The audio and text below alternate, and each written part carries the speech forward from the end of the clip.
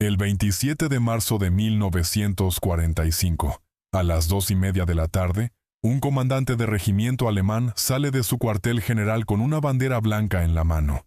300 soldados permanecen detrás de él, depositando sus rifles sin que se dispare ni un solo tiro. El regimiento sigue plenamente operativo.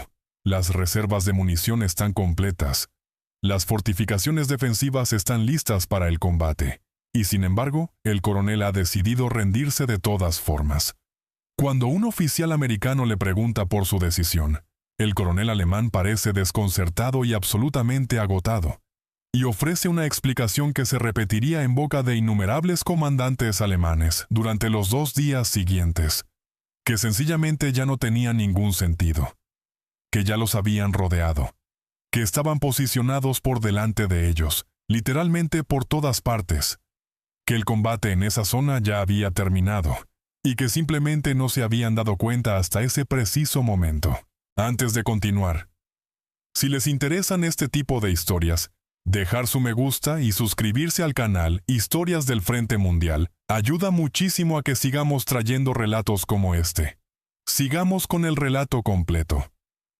2 días antes, el 25 de marzo de 1945, un mayor de la Wehrmacht, al mando de un batallón estacionado cerca de Gießen, revisaba su informe de inteligencia matutino. Según los últimos reportes, las unidades americanas se encontraban aproximadamente a 30 kilómetros al oeste, avanzando a una velocidad constante pero manejable. El mayor hizo un rápido cálculo mental y estimó que tenía al menos 2 días completos antes de cualquier enfrentamiento directo. Distribuyó órdenes a sus hombres para fortificar sus posiciones defensivas y esperar instrucciones adicionales del mando regimental. Después, a las 11 de la mañana, un mensajero en motocicleta llegó a toda velocidad con un despacho urgente desde el cuartel general de la división. Unidades blindadas americanas habían sido avistadas a apenas 15 kilómetros al oeste, avanzando rápidamente hacia su posición. El mayor recalculó su cronograma.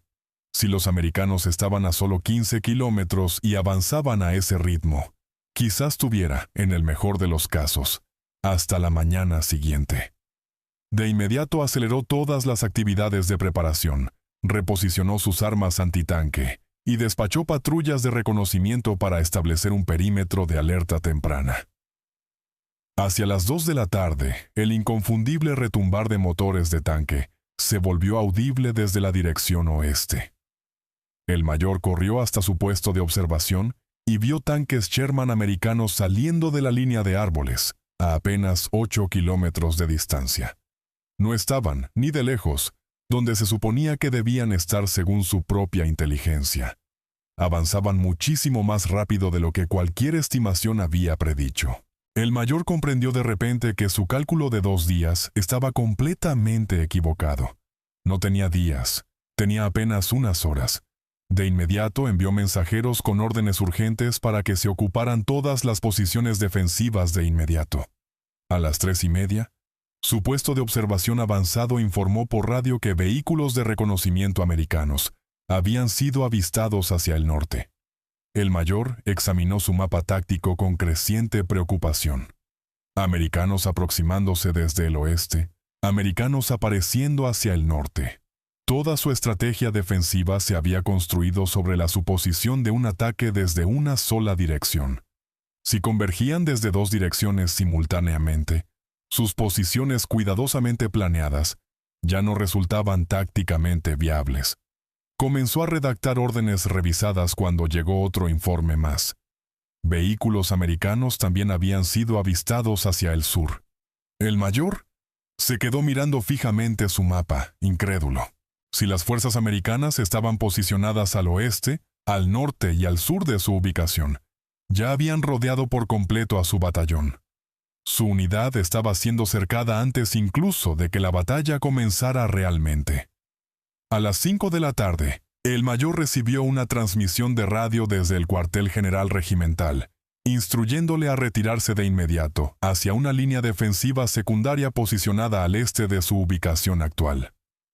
Confirmó la orden y comenzó a coordinar el movimiento de retirada, Pero sus exploradores regresaron con noticias preocupantes. Se habían establecido bloqueos americanos en la ruta de evacuación hacia el este. Los americanos no solo estaban rodeando su posición, ya estaban posicionados detrás de él, cortando su retirada. El mayor intentó contactar por radio al regimiento para pedir aclaraciones. No hubo absolutamente ninguna respuesta. Intentó contactar al cuartel general de la división. De nuevo, silencio de radio completo. Las frecuencias de comunicación estaban siendo activamente interferidas, o los propios cuarteles generales habían dejado de transmitir por completo. Hacia las 7 de la tarde, mientras la oscuridad comenzaba a caer sobre el campo de batalla, el mayor se enfrentaba a una situación para la que todo su entrenamiento militar jamás lo había preparado. Su batallón permanecía completamente intacto, con soldados listos y dispuestos a combatir. Y sin embargo, no tenía absolutamente ninguna comunicación con el mando superior. Se habían reportado fuerzas enemigas avanzando desde cada dirección posible. Su ruta de retirada había quedado completamente cortada, y no tenía ninguna comprensión real de dónde se encontraba realmente la línea del frente, ni siquiera de si tal cosa todavía existía. Reunió a sus oficiales para una reunión de emergencia. Un capitán argumentó apasionadamente que debían lanzar un ataque hacia el oeste, intentando abrirse paso hacia territorio controlado por Alemania. Otro oficial sugirió que debían dispersarse en grupos más pequeños e intentar infiltrarse de vuelta a través de las líneas enemigas de manera individual. El mayor comprendió rápidamente que ninguna de las dos opciones tenía verdadero sentido táctico. Lanzar un ataque resultaría en bajas cuantiosas sin ningún propósito estratégico real. Dispersarse significaría perder toda la cohesión de la unidad, y la mayoría de sus hombres terminarían capturados de todas formas. A las 9 de la noche, el mayor llegó a una decisión que habría resultado absolutamente impensable, apenas 48 horas antes. Decidió que enviaría a un emisario hacia las fuerzas americanas bajo bandera blanca de tregua para preguntar por los términos de una posible rendición.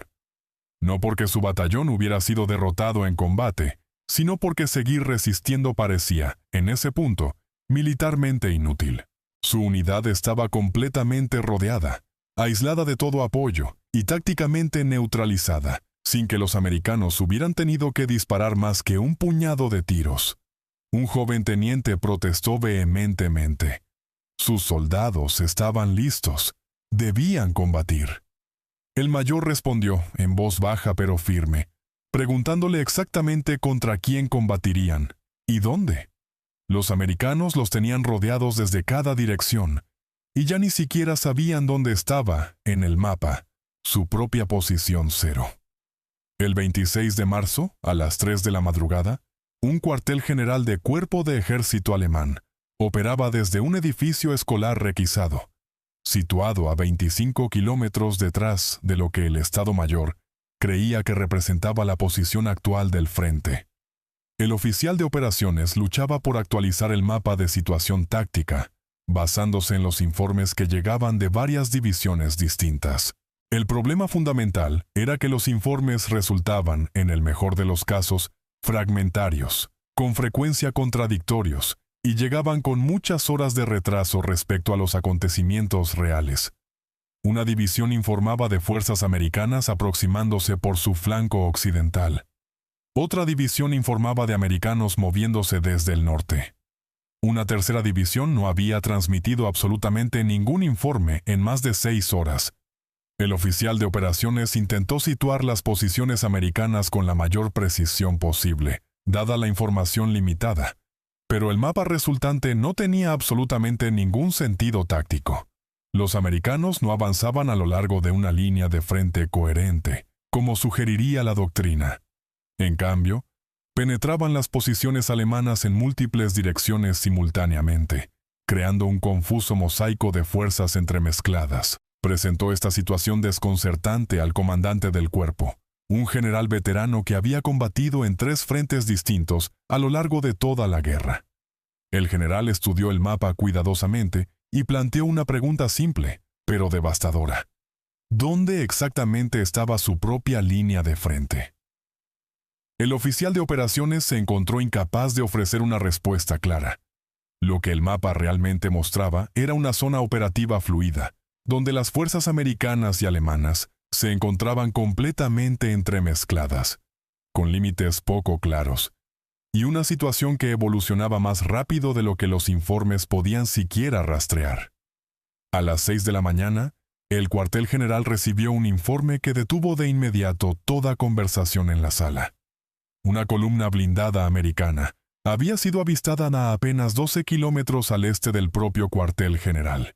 Al este, no al oeste, que era donde teóricamente debía estar ocurriendo el combate, sino al este, lo cual significaba que las fuerzas americanas ya habían penetrado completamente más allá de la posición del cuartel general, y ahora se encontraban entre este y las zonas de seguridad de retaguardia.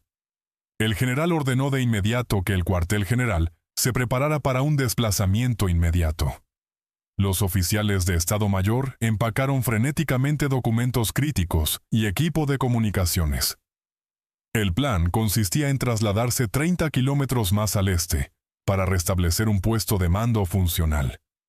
A las 7:30 de la mañana, mientras el convoy terminaba de cargar, un vehículo de exploración regresó con noticias profundamente inquietantes. La ruta de evacuación planificada hacia el este estaba bloqueada. Vehículos americanos habían sido avistados controlando ese camino. El oficial de operaciones propuso rápidamente una ruta alternativa hacia el noreste. El general aprobó este ajuste, y el convoy comenzó a moverse por la nueva ruta. 20 minutos después de iniciar el viaje, el convoy se encontró con policía militar alemana, que informó que también se habían avistado americanos en la ruta hacia el noreste. El general ordenó un alto inmediato y extendió su mapa táctico sobre el capó de un vehículo de Estado Mayor. Él y el oficial de operaciones intentaron desesperadamente identificar cualquier ruta viable hacia la seguridad.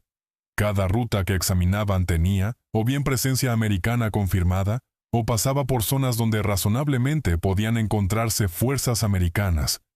A las 9 de la mañana, un avión de reconocimiento americano realizó un pase bajo directamente sobre el convoy detenido. El general comprendió de inmediato que, si los americanos sabían con precisión dónde se encontraba su cuartel general, o bien lanzarían un ataque, o maniobrarían fuerzas para cortar por completo cualquier vía de escape. Tomó la difícil decisión de que el cuartel general tendría que dividirse en elementos más pequeños. El personal esencial de Estado Mayor y el equipo de radio viajarían en pequeños grupos, moviéndose campo a través, evitando deliberadamente las carreteras principales. El resto del personal y el equipo más pesado sencillamente quedarían atrás. Era, en la práctica, una admisión tácita de que el cuartel general del cuerpo ya no podía funcionar como un puesto de mando coherente, capaz de controlar operaciones a gran escala. En cuestión de una hora, el general y apenas 12 oficiales se movían a través de un denso terreno boscoso, intentando navegar hacia cualquier ubicación donde pudieran restablecer comunicaciones confiables. Hacia el mediodía, el pequeño grupo había cubierto aproximadamente 8 kilómetros, y no se había encontrado con ninguna fuerza americana, pero tampoco tenían absolutamente ninguna comunicación con nadie. Sus radios portátiles, sencillamente, no tenían el alcance suficiente para llegar hasta la división que se suponía estaba bajo su mando.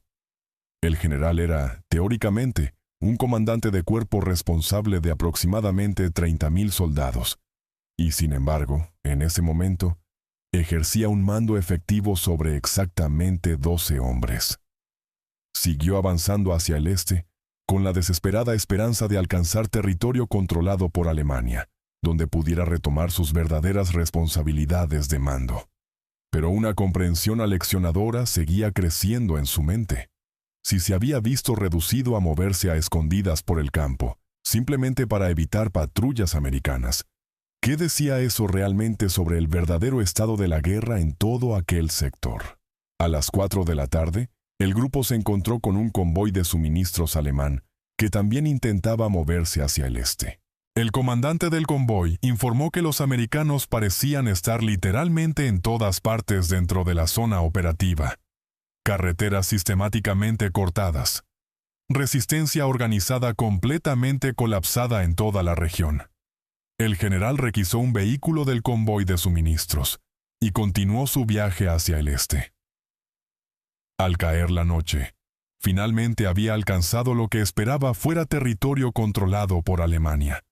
Pero no había ninguna línea de frente claramente definida, ninguna posición defensiva organizada, solo unidades dispersas operando sin coordinación alguna.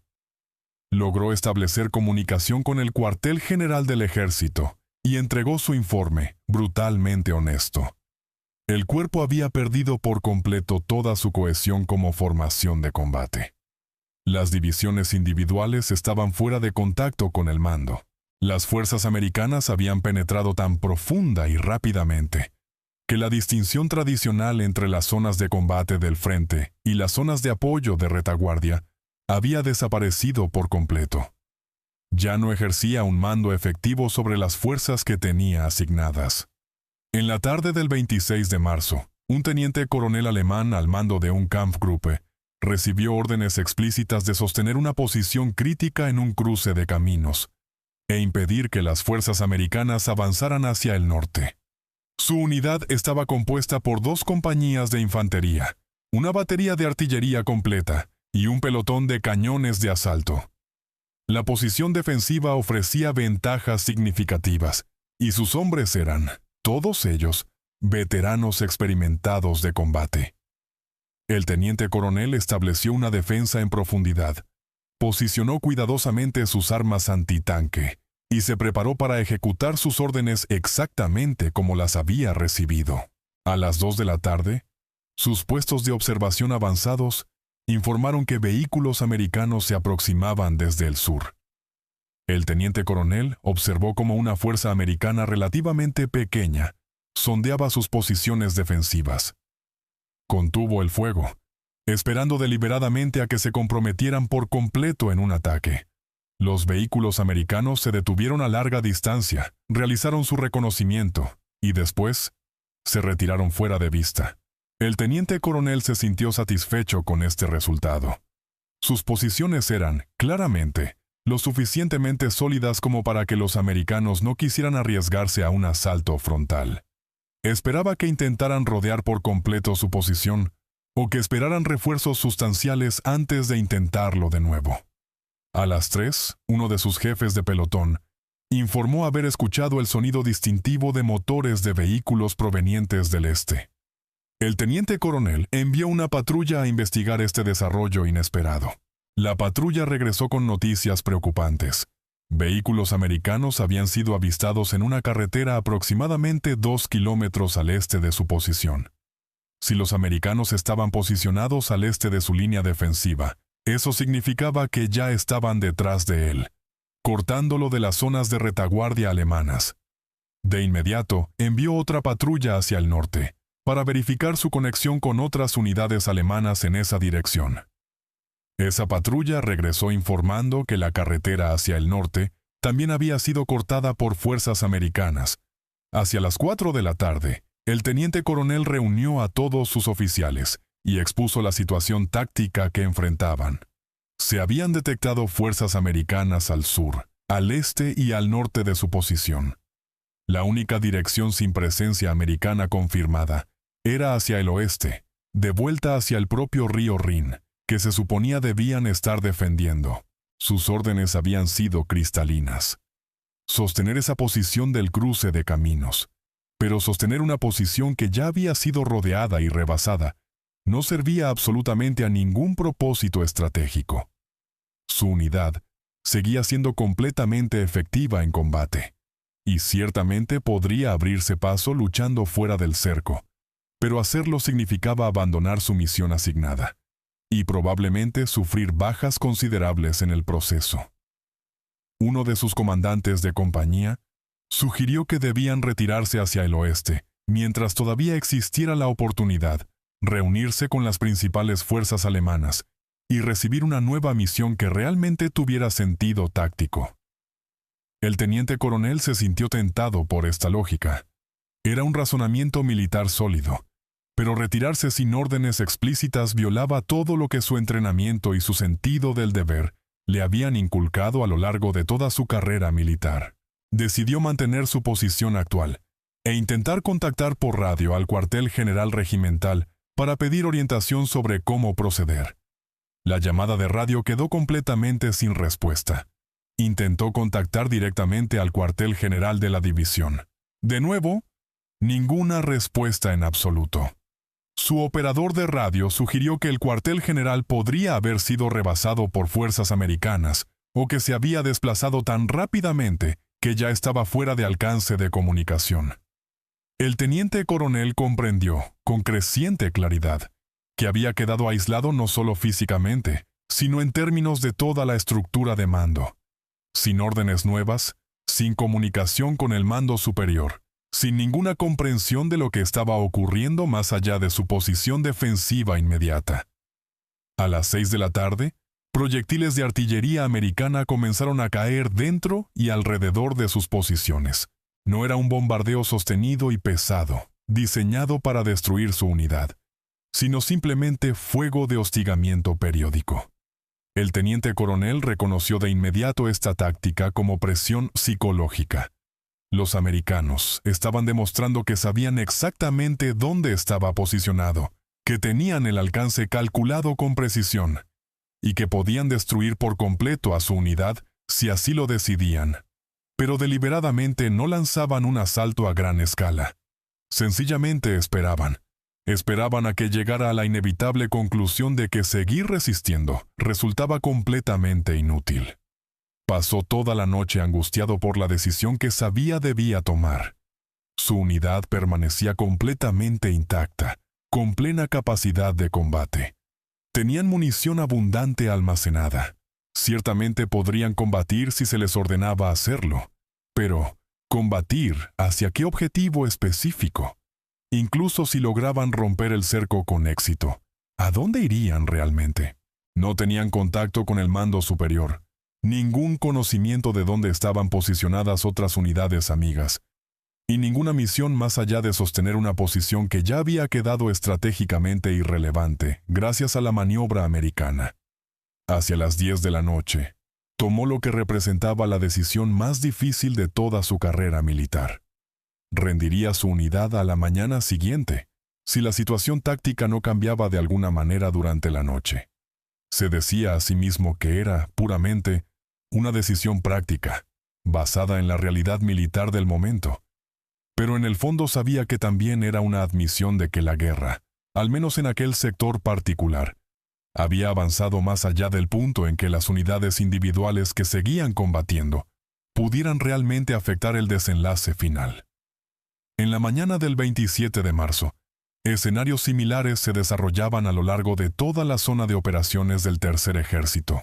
Unidades alemanas se encontraban repetidamente, o bien completamente rodeadas, o rebasadas por el rápido avance americano, con las comunicaciones cortadas y sus misiones asignadas completamente carentes de sentido, debido a la increíble velocidad de la ofensiva americana. Oficiales entrenados a lo largo de toda su carrera para combatir hasta el último cartucho, se encontraban, en cambio, calculando si seguir resistiendo realmente servía a algún propósito real. Un capitán alemán al mando de una compañía atrincherada alrededor de un pequeño pueblo recibió la inesperada visita de un oficial americano, que llegó bajo bandera blanca de tregua. El americano le explicó la situación con claridad y sin ninguna emoción. El capitán consideró cuidadosamente su propia situación táctica. Su compañía no había sido derrotada en batalla. Seguían listos y capacitados para combatir. Pero la descripción del oficial americano coincidía exactamente con lo que sus propios exploradores le habían estado informando. Fuerzas americanas posicionadas al norte, al sur y al este del pueblo. Absolutamente ningún contacto con otras unidades alemanas en la zona. Ninguna orden recibida del cuartel general del batallón en más de 12 horas. El capitán solicitó tiempo para considerar la situación y el oficial americano se retiró cortésmente. El capitán reunió a sus jefes de pelotón y les presentó los hechos fríos de su situación. Ciertamente podían combatir. El pueblo ofrecía excelentes posiciones defensivas y buenos campos de tiro. Pero si elegían combatir, eventualmente agotarían su munición, sufrirían bajas crecientes, y el resultado final terminaría siendo exactamente el mismo: la rendición o la muerte para cada uno de sus hombres. Un joven teniente argumentó apasionadamente que debían combatir de todas formas. Era su deber jurado como soldados. Un sargento mayor, más experimentado, contraargumentó que el deber no exigía un suicidio sin sentido. Si estaban completamente aislados, sin ninguna misión viable y sin absolutamente ninguna esperanza de rescate o refuerzo, rendirse representaba la decisión tácticamente correcta.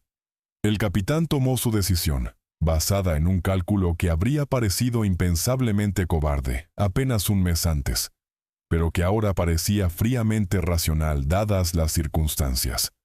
Rendiría a la compañía mientras todavía permaneciera intacta, asegurando que sus hombres sobrevivieran, en lugar de combatir una batalla que no servía a ningún propósito estratégico real, y que solo resultaría en muertes, que no cambiarían absolutamente nada respecto al desenlace de la guerra. Cuando salió del pueblo, portando una bandera blanca, 2 horas después, sus soldados expresaron una mezcla de emociones. Algunos sentían vergüenza por rendirse sin combatir, pero la mayoría comprendía la realidad. La guerra misma no había terminado, pero su parte específica en ella, sin duda, sí. Cálculos similares ocurrían simultáneamente en niveles de mando mucho más altos. Un coronel al mando de todo un regimiento disperso a lo largo de un frente de 16 kilómetros recibió informes fragmentarios que sugerían que la mayor parte de su unidad había sido rebasada o rodeada por el avance americano. Intentó desesperadamente organizar o bien una defensa consolidada o un intento coordinado de ruptura, pero sencillamente no podía comunicarse con todos sus comandantes de batallón, no conocía las ubicaciones precisas de las fuerzas americanas, y no había recibido absolutamente ninguna orientación del cuartel general de la división. Después de 12 frustrantes horas, intentando dar sentido al caos táctico completo, rindió lo que quedaba de su regimiento. No porque hubieran sido derrotados en un combate duro, sino porque el regimiento ya no existía como una formación militar funcional, capaz de operaciones coordinadas. Un general al mando de toda una división, que había perdido todo contacto con 2 de sus 3 regimientos subordinados, enfrentaba una elección imposible. Debía seguir combatiendo con las unidades que todavía permanecían bajo su control, o debía reconocer que su división había sido efectivamente destruida como formación de combate capaz. El general eligió retirar los restos de su división e informar al cuartel general superior que su unidad ya no era efectiva en combate. No era exactamente una rendición, pero sí era una admisión de que la división ya no podía cumplir su misión asignada. En cuestión de 24 horas, incluso esos restos retirados se encontraron rodeados por fuerzas americanas en avance y se vieron obligados a rendirse también. El patrón se mantenía notablemente consistente a lo largo de todo el teatro de operaciones. Unidades alemanas que se encontraban tácticamente intactas, con armas y suministros de munición que podrían haberles permitido combatir, elegían, en cambio, rendirse o simplemente disolverse como formaciones organizadas, porque todo el contexto para seguir resistiendo había desaparecido. Ya no sabían dónde estaba realmente la línea del frente. No podían comunicarse con el mando superior. No tenían misiones claras que justificaran sufrir bajas, y se encontraban rodeados por un enemigo que parecía estar literalmente en todas partes de manera simultánea.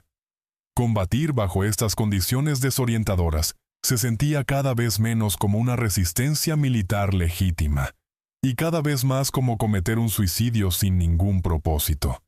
Y cada vez más oficiales alemanes llegaban a la conclusión de que el suicidio, en realidad, no era un deber militar que el honor exigiera. Hacia la tarde del 27 de marzo, el Tercer Ejército procesaba literalmente miles de prisioneros provenientes de unidades alemanas, que jamás llegaron a participar en ningún combate serio. Los interrogadores americanos notaban consistentemente un tema común a lo largo de sus entrevistas: Estos prisioneros alemanes no estaban desmoralizados por una derrota en batalla, porque no había habido ninguna batalla real. En cambio, se encontraban profundamente desorientados por la pura velocidad de las operaciones americanas. Muchos describían sentir como si la guerra, sencillamente, los hubiera dejado atrás antes de que pudieran siquiera entender lo que estaba ocurriendo. Posicionados en fortificaciones defensivas un día, completamente aislados al día siguiente, prisioneros de guerra al día posterior, todo sin haber disparado más que un puñado de tiros. Para el 28 de marzo, el patrón de unidades alemanas rindiéndose sin combatir se había vuelto tan común que el cuartel general del Tercer Ejército emitió orientación formal a las unidades de combate de vanguardia sobre los procedimientos adecuados para manejar rendiciones masivas. La orientación abordaba específicamente un problema que nadie había anticipado en su planificación previa a la invasión. ¿Qué hacer exactamente cuando formaciones alemanas enteras se rendían completamente intactas, con todo su equipo todavía funcional? La doctrina militar estándar asume que los prisioneros se toman después de que ha ocurrido el combate, lo que significa que a menudo están heridos, y ya han sido desarmados a través del propio proceso de la lucha. Pero las unidades del Tercer Ejército se encontraban repetidamente con formaciones alemanas, rindiéndose antes de que ocurriera cualquier combate. Soldados completamente sanos, equipo intacto y plenamente operativo, armas todavía cargadas y listas. Un comandante de batallón de la 4ª División Blindada presentó un informe describiendo cómo había capturado a todo un batallón alemán, más de 400 soldados con todas sus armas y la mayoría de sus vehículos, sin disparar un solo tiro. El comandante alemán, sencillamente, había caminado hacia las líneas americanas bajo bandera blanca y había ofrecido formalmente rendir a toda su unidad. Cuando el comandante americano le preguntó por qué se rendía sin combatir, el oficial alemán explicó que su batallón había estado aislado durante 2 días completos, sin absolutamente ningún contacto con el cuartel general regimental, rodeado por todos lados por fuerzas americanas y sin ninguna misión que pudiera justificar más resistencia o la pérdida de más vidas. El comandante americano procesó la rendición de manera eficiente y conforme al manual, pero anotó en su informe posterior que aquella victoria particular se sentía extraña y de alguna manera anticlimática. La victoria, se suponía, debía venir de un combate duro y de superar la resistencia enemiga, no de que el enemigo simplemente se rindiera porque estaba confundido y aislado. Escenas similares se desarrollaban a lo largo de toda la zona de operaciones del Tercer Ejército.